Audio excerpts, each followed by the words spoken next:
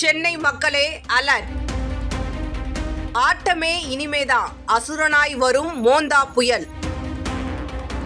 வங்கக்கடலில் நிலை கொண்டுள்ள காற்றழுத்த தாழ்வு பகுதி புயலாக வலுப்பெற வாய்ப்புள்ள நிலையில் ஆழ்கடலில் உள்ள தமிழ்நாட்டு மீனவர்கள் கரைக்கு திரும்ப சென்னை வானிலை மையம் அறிவுறுத்தியுள்ளது. வங்கக்கடலில் இந்த வார துவக்கத்தில் நிலவி வந்த காற்றழுத்த தாழ்வு பகுதி மண்டலமாக வலுப்பெறாமல் வலுவிழந்து இருந்த தடம் தெரியாமல் மறைந்துவிட்டது. இதனால் சென்னை உள்ளிட்ட பல்வேறு மாவட்டங்களில் மழை பொழிவு இல்லாமல் சூரியன் தென்பட்டது. இந்நிலையில் வங்கக்கடலில் புதிய காற்றழுத்த தாழ்வு பகுதி உருவாகி இருப்பதாகவும் இது நாளை ஆழ்ந்த காற்றழுத்த தாழ்வு மண்டலமாகவும் அக்டோபர் 27ஆம் தேதி புயலாகவும் வலுப்பெறும் என்று இந்திய வானிலை ஆய்வு மையம் தெரிவித்துள்ளது. வடகிழக்கு பருவமழையின் முதல் புயலாக உருவாகவிருக்கும் இந்த புயல் சின்னத்துக்கு மோந்தா என்று பெயரிடப்பட்டுள்ளது. இந்த குறைந்த காற்றழுத்த தாழ்வு நிலையானது வரும் 27ஆம் தேதி காலை புயலாக வலுப்பெறும்.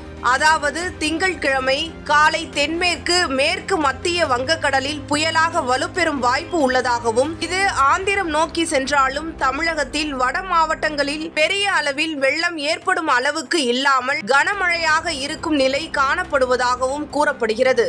ஆந்திர பிரதேசத்தில் வரும் 27, 28 ஆகிய 2 நாட்கள் ஓரிரு இடங்களில் அதி கனமழைக்கு வாய்ப்பு உள்ளது. நாளை மிக கனமழைக்கான ஆரஞ்சு அலர்ட் விடுத்தது இந்திய வானிலை ஆய்வு மையம். மேலும் சென்னை, திருவள்ளூர், காஞ்சிபுரம், விழுப்புரம், செங்கல்பட்டு, ராணிப்பேட்டையில் நாளை மறுநாள் கனமழைக்கு வாய்ப்பு உள்ளதாக தெரிவிக்கப்பட்டுள்ளது.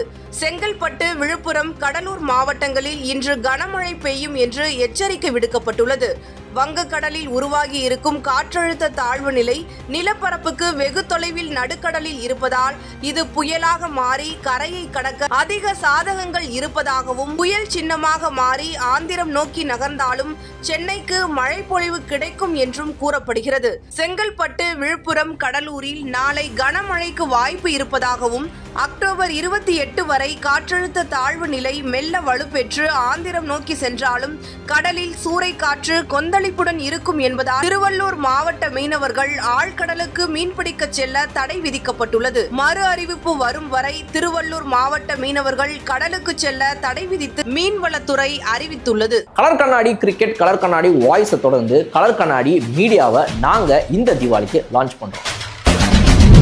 இன்னையிலிருந்து முதல் ஷோ வெட்டி பாஸ் ஸ்டார்ட் ஆகுது. வெல்கம் டு வெட்டி பாஸ்.